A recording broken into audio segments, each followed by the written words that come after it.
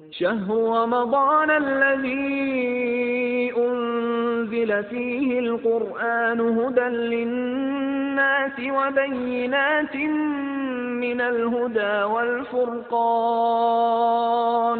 فمن شهد منكم الشهر فليصمه ومن كان مريضا أو على سفر فعدة من أيام أخر يريد الله بكم اليسر ولا يريد بكم العسر ولتكملوا العدة ولتكبروا الله إن الحمد لله نحمده ونستعينه ونستغفره ونعوذ بالله من شرور أنفسنا وسيئات أعمالنا من يهده الله فلا مضل له ومن يضلل فلا هادي له أشهد أن لا إله إلا الله وأشهد أن محمدا عبده ورسوله أما بعد எல்லா புகழும் புகழ்ச்சியும் அல்லாஹ் ஒருவனுக்கே உண்டாகட்டுமாக. அவனுடைய அமைதியும் கருணையும் நபிகள் பெருமானார் ஸல்லல்லாஹு அலைஹி வஸல்லம் அவர்கள் மீதிலும் அவர்கள் காட்டிய வழிப்படி மாத்திரம் வாழக்கூடிய அனைவர்கள் மீதிலும் உண்டாகட்டுமாக. பேரன்பிற்கினிய எல்லாம் வல்ல அல்லாஹுடைய நல்லடியார்களே, தொடர்ச்சியாக நடைபெற்று வரக்கூடிய இந்த நிகழ்ச்சியிலே நபிகள் நாயகம் ஸல்லல்லாஹு அலைஹி வஸல்லம் அவர்களின் தனிப்பெரும் ஆளுமைகள் என்ற தலைப்பிலான செய்திகளை நாம் பார்த்து வருகிறோம்.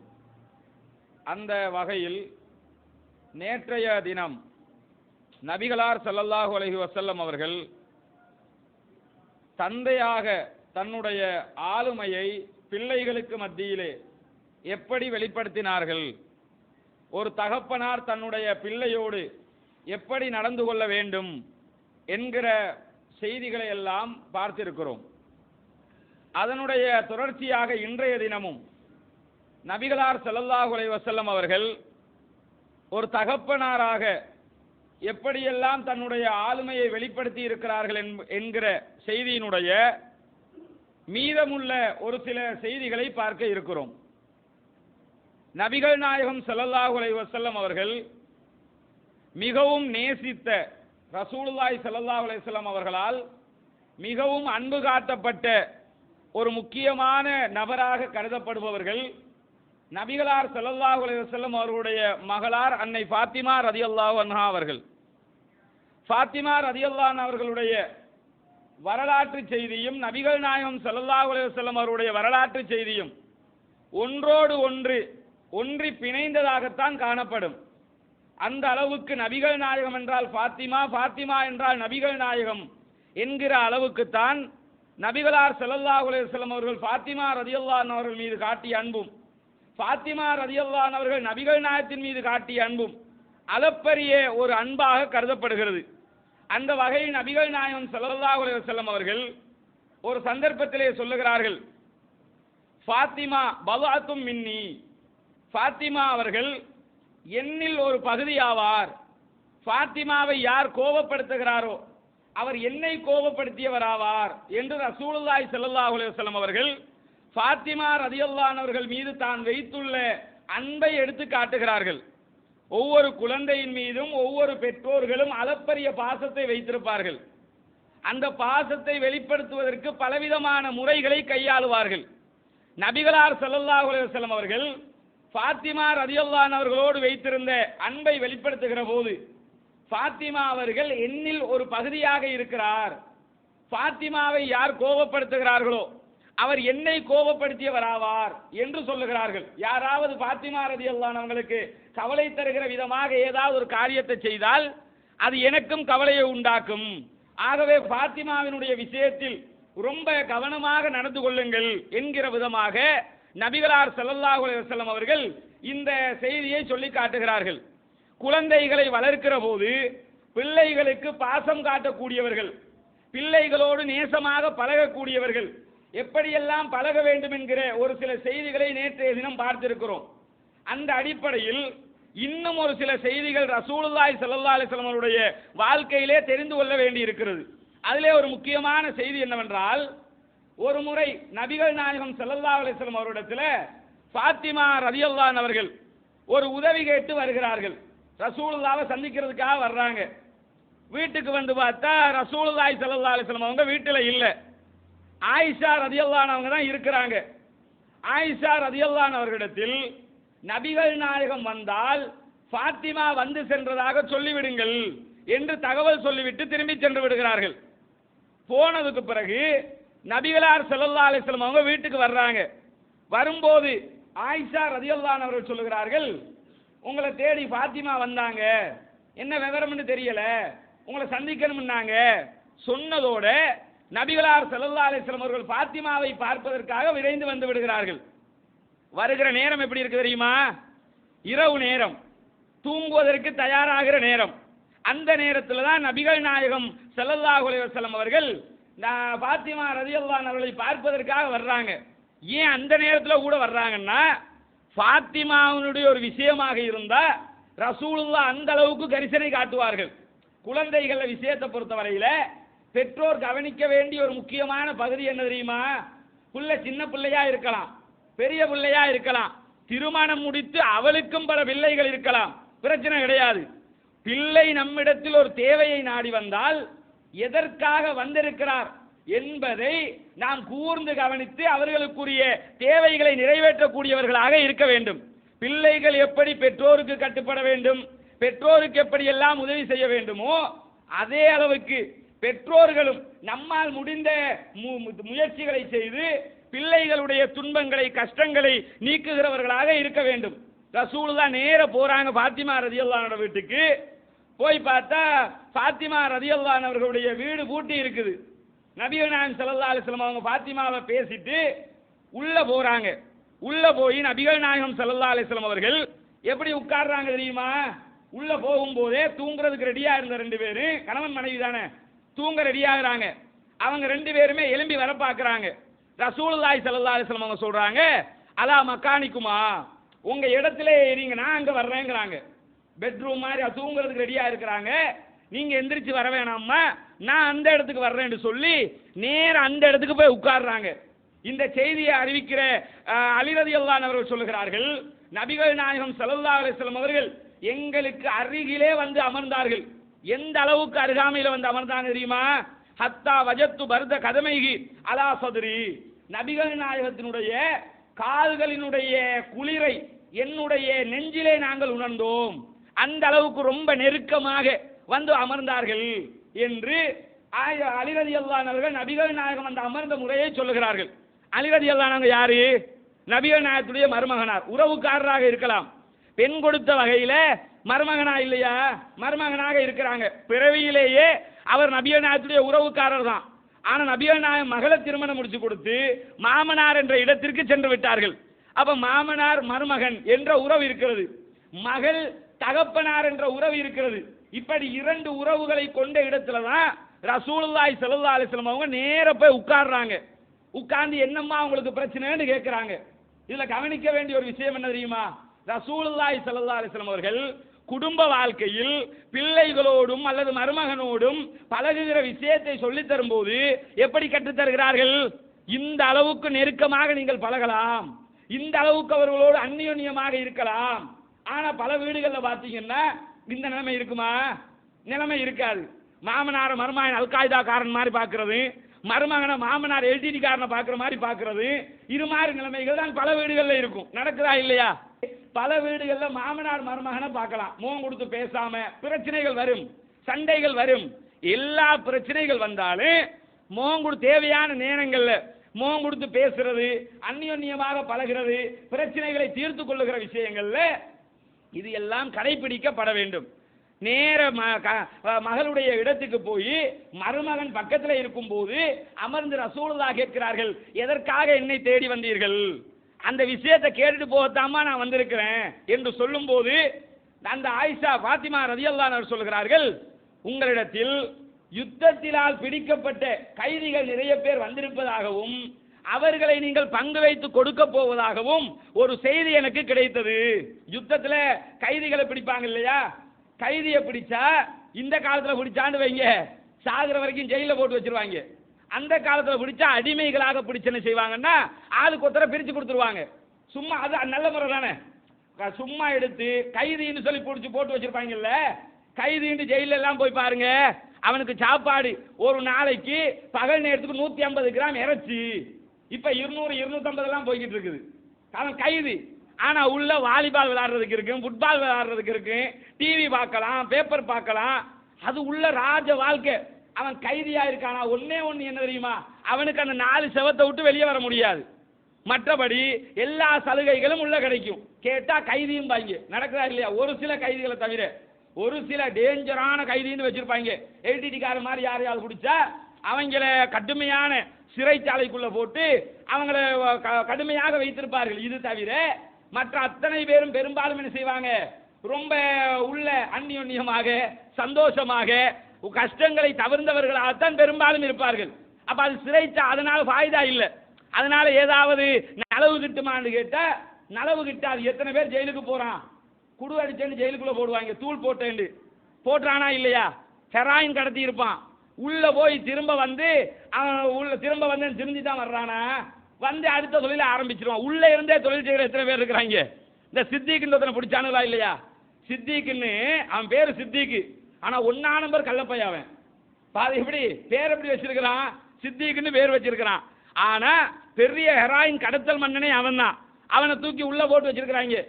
உள்ள இருக்கும் போது உள்ள இருந்து பிசினஸ் நடக்கிறதா சொல்லிக்கிட்டு இருக்கிறான். அப்ப கூறுகட்ட வயலுக்கு என்ன பார்த்துக்கிட்டு இருக்கிறாங்க?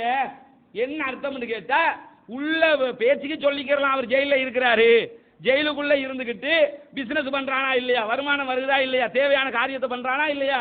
அப்ப இதுக்கு பேர், இதனால எந்த ஒரு நலவும் நடக்க போகிறது இல்லை. ரசூலுல்லாஹ்வுடைய காலத்துல கைதியாக யாரையாவது பிடிச்சான்னு செய்வாங்கன்னா, அடிமைகள் என்று சொல்லி ஆளுக்கு ஆளுக்கு பிரிச்சு கொடுத்துருவாங்க. 25 பேர் கிடைக்கிறாங்களா, இந்த உங்களுக்கு ஒருத்தர், உங்களுக்கு 2 பேரு, நீங்க ஒருத்தரை வச்சுக்கிறீங்க அப்படின்னு கொடுத்துருவாங்க. அடிமைன்னா எப்படி அடிமை?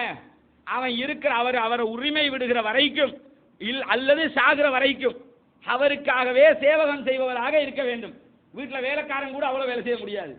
அடிமை தானே, அந்த அளவுக்கு எதை சொன்னாலும் செய்யணும். அவனுக்கு எந்த உரிமையும் கிடையாது. ரசூலுல்லாஹி ஸல்லல்லாஹு அலைஹி வஸல்லம் அவங்க தான் இஸ்லாம் வந்ததுக்கு பிறகுதான் மக்கமா நகரத்தில் இருந்த அந்த அடிமை தலையெல்லாம் ஒழிக்கப்பட்டது. ரசூலுல்லாஹ்வுடைய ஆட்சி முறை சம்பந்தமாக சொல்லும் போது அதை விரிவாக பார்க்கலாம். ரசூலுல்லாஹ் ஆட்சி செய்ததுல இந்த உலகத்துல யாருமே அந்த ஆட்சியை பண்ண முடியாது. ஆபிரகாம் லிங்கனை பத்தி சொல்லுவாங்க. அமெரிக்காவினுடைய அதிபராக இருந்த ஆபிரகாம் லிங்கன் உலகத்திலிருந்து அடிமை தலையை ஒழித்தாரும்பாங்க. என்னத்த அடிமை தலையை உழைச்சான்? ஒண்ணுமே செய்யல. இன்ன வரைக்கும் பல நாடுகளை அடிமைகளாக வைத்துக் கொண்டிருக்கிற ஒரு கொத்தடிமை ராஜ்யம் பண்ணக்கூடிய ஒரு நாடாகத்தான் அமெரிக்கா இருக்கிறது. அதனுடைய அதிபர்கள் இருந்தார்கள். ஒரு நல்ல அதிபர் அந்த நாட்டுக்கு வந்தாண்டு வைங்க, அவன் இருக்க முடியாது. கென்னடி மாதிரி ஆக்கள் எல்லாம் இருந்தாங்க. எத்தனை வருஷம் ஆட்சி செய்ய முடிஞ்சது? ஆட்சி கட்டிலுக்கு வந்து ஒரு வருஷம் கூட தாக்கு பிடிக்க முடியாத அளவுக்கு தான் அந்த நாட்டுடைய நிலைமை இருக்கும். சொல்ற மாதிரி தலையாற்ற வந்தா வச்சுக்கிடுவாங்க. அப்ப இந்த அடிமை தலையை இல்லாமல் ஆக்கின மிகப்பெரிய ஒரு பெருமைக்குரிய நபராக ரசூலுல்லாஹி ஸல்லல்லாஹு அலைஹி வஸல்லம் அவர்கள் இருக்கிறார்கள். அந்த நபிகள் நாயகத்துல மகள் வந்து கேட்கிறாங்க, நிறைய அடிமைகளை பிடிச்சிருக்கிறீங்களா, ஆளுக்கு பிரிச்சு கொடுக்குறீங்களா, எங்களுக்கு ஒரு அடிமையை தந்தீங்கன்னா வீட்டு வேலைகளை செய்யறதுக்கு வசதியா இருக்கும். வீட்டுல நிறைய வேலை, கையெல்லாம் அவங்க அந்த மா அரைச்சி கையெல்லாம் கடுமையாக வலிக்கிறது, இப்படி எல்லாம் இருக்குது. எனக்கு ஒரு வேலைக்கு ஒருத்தரை தந்தீங்கன்னா அதனூடாக நான் என்ன செய்வேன், அந்த வேலைக்கு அவரை பயன்படுத்தி என்னுடைய கஷ்டங்களை குறைத்து கொள்ள உதவும். ஒரு அடிமையை தர முடியுமா என்று போய் கேட்கிறாங்க. கேட்கிறவங்க யாரு? இளவரசி பாத்திமா. சும்மா பாத்திமான்னு பார்க்க கூடாது. நீங்க யாரு பாத்திமா? இளவரசி பாத்திமா. இன்றைக்கு எலிசபெத் மகாராணி இருக்கிறாள, இவளை எல்லாம் கால் தூசுக்கு சமானமானவள். பாத்திமா ரலியல்லாஹு அன்ஹாவுடைய கண்ணியத்திற்கும் அவருடைய அந்தஸ்திற்கும் மத்தியில கொண்டு வச்சீங்கன்னு வைங்க, எலிசபெத் மகாராணி பக்கத்துல நிப்பாளா? பாத்திமா ரலியல்லாஹு அன்ஹாவங்க மிகப்பெரிய சாம்ராஜ்யத்தின் அதிபதியாக இருக்கிற நபிகள் நாயகத்துடைய மகளார், இறை தூதருடைய மகளார், இப்படி பல பொறுப்புகள் இருந்தும் இளவரசியாக இருந்தும் பாத்திமா ரலியல்லாஹு அன்ஹாவங்க உதவியை கேட்கிறாங்க. கேட்கும் போது வேற ஒரு தலைவராக இருந்தா என்ன செய்வாங்க தெரியுமா? அந்த இடத்துல ஒரு ஜனாதிபதியாக இருந்து நம்ம நாட்டு ஜனாதிபதி மாதிரி அல்லது வெளிநாட்டு ஜனாதிபதிகள் மாதிரி ஒருத்தர் இருந்தா என்ன நடக்கும்? இதெல்லாம் கேட்டு செய்யற விஷயமா? வேண்டியவனுக்கு எடுத்துட்டு போய் சொல்லிடுவாங்க இல்லையா? நாமல் ராஜபக்சே பார்த்தோமா இல்லையா? நலவு பொல்லாப்பு 2வது, FCID கலைகிறதுங்கிறது 2வது. ஆனா வாழ்ந்தா நாமல் ராஜபக்ச மாதிரி வாழணும் என்று சொல்லுகிற அளவுக்கு வாழ்ந்தானுங்களா இல்லையா? ரசூலுல்லாஹ்ட்ட பாத்திமா ரலியல்லாஹு அன்ஹா கேட்கிறாங்க. ரசூலுல்லாஹ் கொடுத்தாங்களான்னு கேட்டா கொடுக்கல. இந்த கேள்வியை கேட்டதோட நபிகள் நாயகம் ஸல்லல்லாஹு அலைஹி வஸல்லம் அவர்கள் ஃபாத்திமா ரலியல்லாஹு அவர்களை பார்த்து சொல்கிறார்கள், அலா அதுல்லுக்குமா அலா கைரின் மிம்மா தஸல்துமாஹு, நீங்கள் கேட்டதை விட, நீங்க ரெண்டு பேரும் எதை கேட்டீங்களோ அதை விட சிறந்த ஒரு விஷயத்தை நான் உங்களுக்கு சொல்லித் தரவா என்று கேட்கிறாங்க. கேட்டது கூலி வேலைக்கு ஆள் கேட்கிறாங்க, வேலை செய்ய கஷ்டமா இருக்குது, ஆள் தாங்கன்னு கேட்கிறாங்க. உடனே ஆயிஷா ஃபாத்திமா ரலியல்லாஹு அன்ஹா என்ன செய்யறாங்கன்னு கேட்டா, தாராளமா சொல்லித்தாங்க, எது நாங்க கேட்டது இது, இதை விட சிறந்ததை நீங்க சொல்லி தருவீங்கன்னா அந்த சிறந்ததை எடுக்க மாட்டோமா சொன்னதோட நபிகள் நாயகம் ஸல்லல்லாஹு அலைஹி வஸல்லம் அவர்கள் சொல்கிறார்கள், இதா அகல்துமா மலாஜிஅகுமா, நீங்கள் தூங்குவதற்காக சென்று விட்டால் தூங்க போற நேரத்தில் என்ன செய்யுங்கன்னு கேட்டா, அல்லாஹு அக்பர் என்று 34 தடவைகள் சொல்லுங்கள், அல்ஹம்துலில்லாஹ் என்று 33 தடவைகள் சொல்லுங்கள், சுபஹானல்லாஹ் என்று 33 தடவைகள் சொல்லுங்கள். நீங்கள் கேட்டதை விட இது உங்களுக்கு சிறந்தது. அவங்க கேட்கிறாங்க, வேலைக்கு ஆள் கேட்கிறாங்க. ஆனா ரசூலுல்லாஹி ஸல்லல்லாஹு அலைஹி வஸல்லம் என்ன சொல்றாங்கன்னா, தூங்க போற நேரத்துல நீங்க 34 தடவை அல்லாஹ் அக்பர்னு சொல்லிக்கிறீங்க, 33 தடவை சுபஹானல்லாஹ்னு சொல்லிக்கிறீங்க, 33 தடவை அல்ஹம்துலில்லாஹ்னு சொல்லிக்கிறீங்க. நீங்கள் கேட்டதை விட இது போதுமானது உங்களுக்கு, அதை விட தாராளமானது அப்படிங்கிறாங்க. யோசிச்சு பாருங்க, நபிகள் நாயகம் அவர்கள் இந்த வார்த்தையை சொல்றாங்களே, சொல்லுவதற்கே ஒரு ஆளுமை வேண்டும். ஆனா ஃபாத்திமா ரலியல்லாஹு அன்ஹா அவர்கள், நீங்கள் சொன்னதை நாங்கள் மனப்பூர்வமாக ஏற்றுக்கொள்கிறோம், அதை ஏற்றுக்கொள்றாங்க. என்ன காரணம்? அதுதான் ஈமான், அதுதான் நபிகள் நாயகத்தின் மேல் வைத்த பாசம். தகப்பனார் என்ற ஒரு பாசம் இருக்கிறது, அவர் இறை தூதர் என்ற ஒரு நம்பிக்கை இருக்கிறது. ரெண்டையும் சேர்த்து நாங்கள் ஏற்றுக்கொள்கிறோம் என்று சொல்லி மனப்பூர்வமாக ஒப்புக்கொள்கிறார்கள். இன்றைக்கு நீங்கள் பார்க்கலாம், நவீன உலகத்துல நிறைய பேருக்கு இதுல ஒரு சயின்ஸ் இருக்குது. என்ன சயின்ஸ் தெரியுமா? நிறைய பேருக்கு ஒரு பிரச்சனை இருக்குது. என்ன பிரச்சனை? நிறைய பேருக்கு ஒரு பிரச்சனை இல்ல, பல பிரச்சனை. என்ன பிரச்சனை? அதுல முக்கியமான பிரச்சனை, இரவுல தூங்குற நேரத்துல தூக்கமின்மைன்னு ஒன்று இருக்குது. தூங்க போய் உட்கார்ந்துருவாங்க, தூங்குறதுக்கு கண்ணை மூடி மூடி பார்ப்பான். நைட்டு 3 மணி வரைக்கும் தூக்கம் போகாத ஆட்கள் எல்லாம் உண்டா இல்லையா? நைட்டு 3 மணி வரைக்கும் தூக்கம் போகாது. சில பேருக்கு 4 மணிக்கு வரைக்கும் தூக்கம் போகாது. சில பேர் வேலை செஞ்சுக்கிட்டு இருக்க தூங்கிக்கிட்டு இருப்பாங்க. என்ன காரணம்? தூக்கமின்மை. அந்த இளம் வயது நேரங்களில் நிறைய விழிச்சுக்கிட்டு இருந்தா வயது போக போக போக போக என்ன செய்யும்? தூக்கமின்மை ஒரு நோயாக பரிணமித்து விடும். இது மாதிரி நோய்களால் ஆட்பட்டவர்கள் நிறைய பேர் இருப்பாங்க. இவங்க பல மருத்துவங்களை எல்லாம் செஞ்சு பார்ப்பாங்க. கடைசி மருத்துவம் இருக்குமா இல்லையா? மருத்துவம் எல்லாம் செய்வாங்க. மருத்துவத்துக்கு எல்லாம் இதான் லாஸ்ட் மருத்துவம் இருக்கும். அந்த மருத்துவத்தை உளவியலாளர்கள்ட்ட போய் கேட்டீங்கன்னா, பிரபலமான மனோதத்துவவியலாளர்கள் எல்லாம் இதற்கு சொல்லுகிற பதில் என்ன தெரியுமா? நீங்க தூக்கம் இல்லைன்னு சொன்னா முதல்ல தூங்குறதுக்கு, தூக்கத்தை வரவழைக்கிறதுக்கு என்ன செய்யணுமா தெரியுமா? எண்ணுங்கிறான். 1 2 3 4 5 6 என்று எண்ணுங்க. ஏன் தூக்கம் வராம இருக்கு? தூங்க போய் தூங்கினா தூக்கம் வந்துடும். இவன் உட்கார்ந்ததோட கண்ணுக்கு முன்னாடி போன் வந்து நிற்கும். ஃபேஸ்புக்கை பார்ப்போம், வாட்ஸ்அப்பை பார்ப்போம், வேற எதையாவது பார்ப்போம். இதுலயே டைம் போய் தூக்கமின்மை பழக்கப்படுவதற்கு காரணம் அதுதான். தூங்குற நேரத்தில் தூக்கமின்மை உருவாகுவதற்கு பல காரணங்கள்ல செல்போன் ஒரு காரணம். அதுல இருந்து வரக்கூடிய கவரேஜ் இருக்குது இல்லையா? தூங்குற நேரத்தில் இன்னைக்கு அறிவியலாளர்கள் என்ன சொல்றாங்க? தூங்கும் போது குறைஞ்சபட்சம் ஒரு 10 மீட்டருக்கு அப்பாலையாவது உங்க போனை வச்சுட்டு தூங்குங்கிறாங்க. பக்கத்துல கூட வைக்காதீங்க. அதால வரக்கூடிய அந்த ஒலி அலைகளால உடம்புக்கு அது பாதிப்பை உண்டாக்குது. இது எல்லாம் இந்த பாதிப்பை உண்டாக்கும். இதுக்கு பதில் என்ன சொல்லி தரான்னு கேட்டா, தூங்கும் போது நல்லா எண்ணுங்கிறான். தூக்கம் வரலாத்தி அப்படி தூங்கிட்டு என்ன செய்யணுமா? 1 2 3 4 5 இப்படி எண்ணுங்க. எண்ணினா தூக்கம் போயிடும். இதுதான். இதை தவிர வேற மருந்தே இல்லை. எந்த டேப்லெட்டும் போட முடியாது, எந்த டானிக்கும் நீங்க குடிக்க முடியாது. இதைத்தான் சொல்லி தர்றான். இதுதான் தீர்வாக இருந்தால் இந்த தீர்வு 1400 வருடங்களுக்கு முன்பதாகவே அற்புதமாக சொல்லப்பட்டு விட்டது. தூங்கும் போது தூங்குகிற ஒழுக்கங்களுக்கு ரசூலுல்லாஹ் பல விஷயங்களை சொல்றாங்க. இந்த ஹதீஸ்ல இது மட்டும் ஒது செஞ்சுக்கிறீங்க, தூங்க போனா இந்த பிரார்த்தனையை ஓதிக்கிறீங்க, இப்படி சுபஹானல்லாஹ் 34 சொல்லு, அல்லாஹ் சுபஹானல்லாஹ் 33 சொல்லுங்க, அல்ஹம்துலில்லாஹ் 33 சொல்லுங்க, அல்லாஹ் அக்பர் 34 சொல்லுங்க, என்னங்கிறாங்க. இதை செய்யும் போது நிம்மதியான தூக்கமாக அன்றைய நாள் கழியும். இது மார்க்க ரீதியாக நன்மையும் பெற்று தரும், உடலியல் ரீதியாக உடலுக்கும் நல்லதை பெற்று தரும். அப்புறம் ரசூலுல்லாஹி ஸல்லல்லாஹு அலைஹி வஸல்லம் அவங்க மகளோடு பழகுகிற நேரத்தில் மகள் வந்து கேட்ட ஒரு செய்திக்காக உடனே போய் சொத்து என்ற பேரில் அள்ளி கொடுத்துடல. காரணம் என்ன தெரியுமா? உலக வரலாற்றில் அரசாங்க சொத்திலிருந்து ஒரு நயா பைசாவை கூட அபகரிக்காத ஒரு தலைவர் இருப்பார் என்றால் அது முகமது நபி ஸல்லல்லாஹு அலைஹி வஸல்லம் அவங்க மட்டும்தான். உலக வரலாற்றில் எந்த அதிபரையும் இப்படி பார்க்க முடியாது. யாரையாவது நீங்க பார்க்க முடியுமா? பேச்சுக்கு சொல்லுவாங்க, அவர் அப்படி இருந்தாரு, இவர் இப்படி இருந்தாரு, கார்ல் மார்க்ஸ் எப்படி தெரியுமா, இப்படிலாம் சொல்லுவாங்க. சொன்னவங்க அத்தனை பேரையும் எடுத்து பார்த்தீங்கன்னா உலகத்தில் உள்ளவங்க அத்தனை பேரோட சொத்தும் அவன் அக்கௌண்ட்ல இருக்கு, இல்லாட்டி பினாமி பேர்ல இருக்கும்.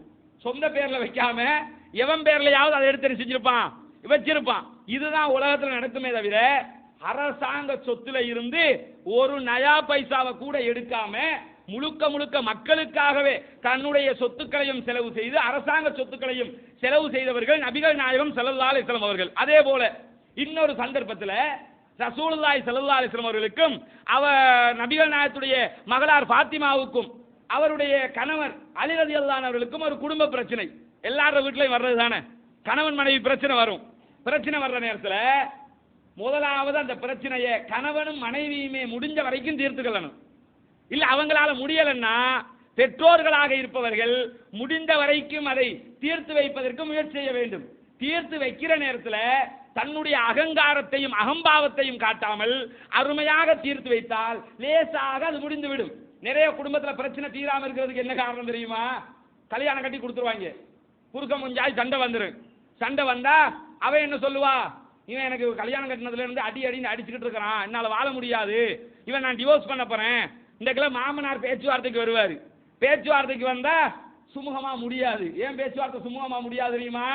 மாமனார் எந்த கெத்துல வருவாரு, உனக்கு பொண்ணை மட்டுமாடா தந்தேன், பொண்ணை தரும்போது ஒரு வீடு தந்திருக்கிறேன், ஒரு கார் தந்திருக்கிறேன், 2 பைக் தந்திருக்கிறேன், இத்தனையும் தந்து என் பொண்ணு உனக்கு வச்சுக்க முடியாதா?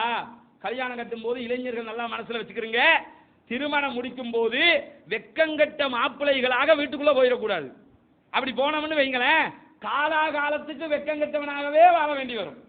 நிறைய பேர் கல்யாண தௌஹீத்வாதிகள் எடுத்துக்கிறீங்க, சில தௌஹீத்வாதிகளுக்கு அந்த டைம் பார்த்து அற்புதமான தாய்ப்பாசம் வரும். பார்த்திருக்கீங்களா? கல்யாணம் நெருங்கினதோட என்னண்டாலும் உம்மா சொல்லிட்டாங்களே தாய் சொல்லி தட்ட முடியுமா, தகப்பனார் சொல்லிட்டாங்களே தகப்பன் சொல்ல தட்ட முடியுமா, அதனால ஏதாவது கேட்டு வாங்கத்தானே வேணும். எல்லா பெண்களும் எனக்கு திருமணம் முடிக்கிறதுக்கு வழி இல்லையே, யாரும் முடிக்கவில்லை என்று கவலைப்படுகிற பெண்கள், எனது மகளை யாரும் வந்து திருமணம் முடிக்கவில்லையே என்று கவலைப்படுகிற பெண்கள் கூட நாளை மாமியாராக மாறுகிற நேரத்தில் என்னுடைய மகன் திருமணம் முடிக்கும் போது வரதட்சணை வாங்கித்தான் முடிக்க வேண்டும் என்ற நிலையை உருவாக்குகிறார்கள். பல வீடுகளில் இது நடக்குதா இல்லையா? அப்ப திருமணம் முடிக்கிற நேரத்தில் நாம கௌரவமா இஸ்லாம் சொன்ன மாதிரி எந்த ஒரு வரதட்சணையும் வாங்காம ஆண் மகனாக நின்று திருமணம் முடிச்சிட்டோம்னு வைங்க, என்ன பிரச்சனை வந்தாலும் கௌரவமா நின்று பேஸ் பண்ணலாம். சொல்லுங்க என்ன விவரம், உங்க மகள் இப்படி செஞ்சா அதுதான் இப்படி ஆச்சுது, இதுதான் இல்லாம எதையாவது வாங்கிட்டு போய் திருமணம் முடிச்சோம்னு வைங்க, பேச்சுவார்த்தை ஆரம்பமே எப்படி ஆரம்பிக்கும், உனக்கு நான் சும்மா தரல, கரும்பை சும்மா தந்தா பரவாயில்ல, கரும்பை திங்கிறதுக்கு கூலியும் சேர்த்து தந்திருக்கிறேன், இப்படித்தான் பேச்சுவார்த்தை ஆரம்பிக்கும். ரசூலுல்லாஹி ஸல்லல்லாஹு அலைஹி வஸல்லம் வீட்டுல இந்த ஃபாத்திமா ரலியல்லாஹு அன்ஹா அலி ரலியல்லாஹு அன்ஹா பார்க்கறதுக்காக ரசூலுல்லாஹி ஸல்லல்லாஹு அலைஹி வஸல்லம் அவங்க போறாங்க. வீட்டுக்கு போய் பார்த்தா ஃபாத்திமா ரலியல்லாஹு அன்ஹா இருக்கிறாங்க. இருக்கும்போது நபிகள் நாயகம் ஸல்லல்லாஹு அலைஹி வஸல்லம் அவங்க ஃபாத்திமா ரலியல்லாஹு அன்ஹா கிட்ட கேட்குறாங்க, எங்க உங்க கணவர் எங்கம்மா அப்படின்னு கேட்குறாங்க. கேட்கும்போது அவர் பள்ளியில் இருப்பாரு அப்படிங்கிறாங்க.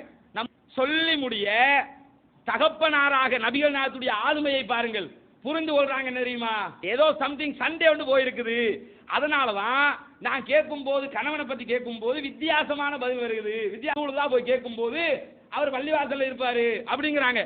ரசூலுல்லா நேர பள்ளிவாசலுக்கு போறாங்க. எங்க போய் எப்படி அதை சரி கட்டுறாங்கன்னு பாருங்க. நம்ம வீட்டாக நம்ம சாதாரணமாக நம்ம சமுதாயத்தில் எப்படி இருக்கு தெரியுமா, உன்னோட சண்டை பிடிச்சிட்டாங்க அதை பாத்துக்கிறாங்க. இன்றைக்கு வீட்டுக்கு வரட்டு 2 லோன், இன்னைக்கு அவனா நானான்னு தெரிஞ்சிடணும். சண்டை யாருக்கு, அவனா அவளா என்பதுதான் முடிவு வரணும். ஆனா இப்ப சண்டை எப்படி அவன் மாமனாருக்கு தெரிஞ்ச முடிய, அவன் வரட்டு அவனா நானாங்கிறது தெரியணும், 2 லோண்டை முடிச்சிருவோம். இந்த அளவுக்கு மாமனார் மருமகன் பிரச்சனையாக அது மாறிடும். ரசூலுல்லாஹ் என்ன செய்யறாங்கன்னா நேர பள்ளிவாசலுக்கு போய் பார்க்கறாங்க. அலி ரலியல்லாஹு அன்ஹு பள்ளிவாசல்ல தூங்கி கொண்டு இருக்கிறார்கள். மண்ணுள்ள பள்ளிவாசல் தானே, இப்ப மாதிரி டைல்ஸ் எல்லாம் கிடையாது, இப்ப மாதிரி பாயெல்லாம் போட்டு வச்சிருக்க மாட்டாங்க, மண் தரையா இருக்கும். தூங்கி கொண்டிருக்கிறார்கள். அவங்க மேல போட்டிருந்த அந்த சால்வை ஒரு துணி கூட கீழே விழுந்துருச்சு.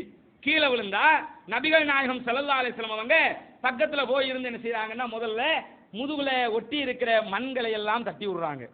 உலகத்துல எந்த மாமனாராவது இப்படி ஒரு மருமகனோட நடந்துக்கிடுவாங்களா? யோசிச்சு பாருங்க. முதுகுல மண் தூங்கி இருக்கிறாரு, அந்த தூக்கத்தினால மண்ணில் புரண்டு புரண்டு தூங்கி இருப்பார் போல, அடையாளமாக மண் எல்லாம் பட்டிருக்குது. பின்னாடி ரசூலுல்லா யாருங்க? அல்லாஹ்வுடைய தூதர், மிகப்பெரிய சாம்ராஜ்யத்தின் ஜனாதிபதி. அவர் என்ன செய்யறாருன்னு கேட்டா, மருமகனாருடைய முதுகுல இருக்கிற மண்ணை எல்லாம் தட்டி விட்டு எழுப்புறாரு. அபா துராப், எழுமுங்க, மண்ணின் தந்தையே என்று பேர் சூட்டுவாங்க இந்த இடத்துல தான். அலி ரலியல்லாஹு அன்ஹு அவங்களுக்கு மிக ரொம்ப பிடிச்ச பேர் தெரியுமா? அபூ துராப். அவருக்கு ஒரு புனை பேர் இருக்குது, மண்ணின் தந்தையே. அதை சொல்லி மண்ணின் தந்தையே எழும்புங்கள் அப்படிங்கிறாங்க. 2 வாட்டி அப்படி சொல்லுவாங்க. சொல்லி எழுப்பி வச்சு தான் என்னப்பா என்ன நடந்துச்சு, என்ன ப்ராப்ளம்னு சொல்லி பிரச்சனையை விசாரிச்சு தீர்வு சொல்லுவாங்க. எதுக்கு இதை சொல்ல வர்றேன்னு கேட்டா, நபிகளார் ஸல்லல்லாஹு அலைஹி வஸல்லம் அவர்கள் தகப்பனாராக தன்னுடைய மகளுடைய தந்தையாக எப்படி ஆளுமையை வெளிப்படுத்துகிறார்கள். மகளுக்கு ஒரு பிரச்சனை வர்ற நேரத்தில் உடனே வெட்டு 1 துண்டு 2 இப்படி பார்க்கல, ஃப்ரெண்டில் 1 இப்ப முடிச்சிடணும்னு பார்க்கல. வாழ்க்கை விஷயம் என்னன்னு பேசி பார்த்துருவோம்.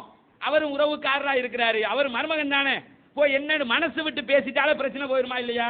நிறைய பிரச்சனைக்கு காரணம் என்ன தெரியுமா? மனது விட்டு பேசாமை. கணவன் மனைவி பிரச்சனையும் அதெல்லாம் உருவாகும், மாமனார் மருமகன் பிரச்சனையும் அதெல்லாம் உருவாகும், மாமியார் மருமகள் பிரச்சனையும் அதெல்லாம் உருவாகும்.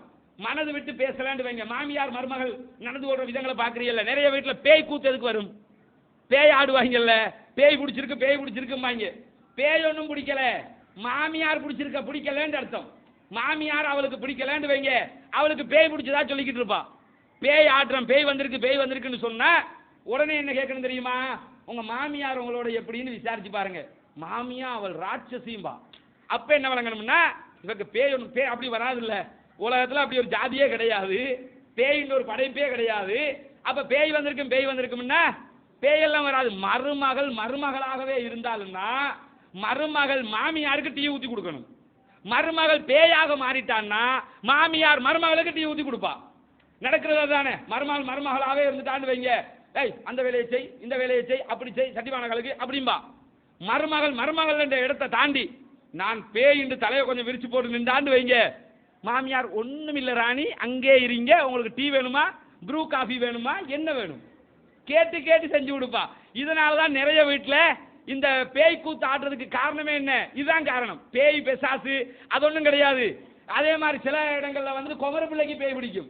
குமர பிள்ளைக்கு பேய் பிடிச்சா வாப்பம்மா நினைக்கிறது பேய் வந்துட்டு எங்கேயோ இருந்த சிங்களத்துல எல்லாம் பேசுது, தமிழ்ல எல்லாம் பேசுது, இங்கிலீஷ் எல்லாம் பேசுதும்பாங்க. ஒரு பாஷையும் எதையாவது உழைச்சிக்கிட்டு உமா அப்பாக்கு இங்கிலீஷ் தெரிஞ்சா தானே முதல்ல புள்ள பேசுறது இங்கிலீஷா உருதான்னு தெரியும். என்ன சொல்றது, அவை ஏதாவது எஸ் ஓகே அப்படின்னு இருப்பா, எஸ்ன்னு சொல்லிட்டால இங்கிலீஷ், அப்ப உடனே பேய் இங்கிலீஷ் பேசுதுங்கிறது. குமர பிள்ளைக்கு இதே மாதிரி பேய் காய்ச்சல் வந்துச்சுன்னா என்ன விளங்கணும் தெரியுமா? எவனோ ஒருத்தனோட கனெக்ஷன் ஆயிட்டுன்னு விளங்கணும். உடனே மகளை இங்க வா, உனக்கு வந்திருக்க பேய் என்னன்னு தெரியும், அந்த பேயோட அட்ரஸை கொடு, நானே கூட்டி கொண்டாந்து வந்துடுறேன், எந்த பிரச்சனையும் இல்லை. இப்படி சொல்லிட்டீங்கன்னா அப்படியாவாப்பா எனக்கு பேய் ஒன்றும் கிடையாது, இந்த இருக்கு அட்ரஸ், இந்த இருக்கு போன் நம்பர், இவன் தான் ஆளு, இங்க படிக்கிறான் அல்லது இந்த வேலை செய்யறான், எல்லாத்தையும் சொல்லிடுவா.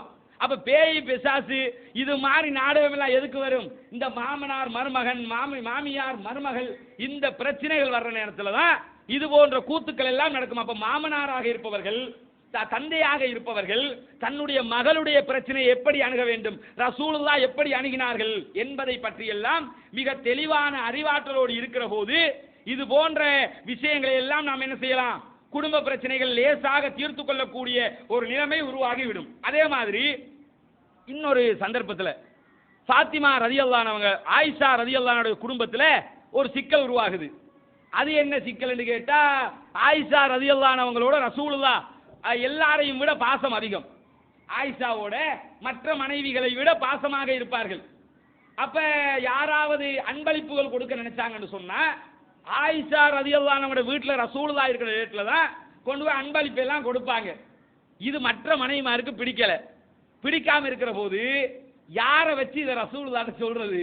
இந்த ஒரு பிரச்சனை வரும்போது நாம ஃபாத்திமாவை வச்சு சொல்லுவோம் அப்படின்னு சொல்லி ஃபாத்திமா ரலியல்லாஹு அன்ஹா கூப்பிட்டு சொல்றாங்க, ஃபாத்திமாவே இப்படி ஒரு சின்ன ப்ராப்ளம் இருக்குது, நீங்க தான் தீர்த்து வைக்கணும், ரசூலுல்லாஹோட கொஞ்சம் பேசுங்க, பேசி நாங்களும் எங்க வீட்லயும் ரசூலுல்லாஹ் இருக்கிற டைம்ல அன்பளிப்புகளை கொண்டு வந்து தர சொல்லுங்க, இந்த மாதிரி கேட்கிறாங்க.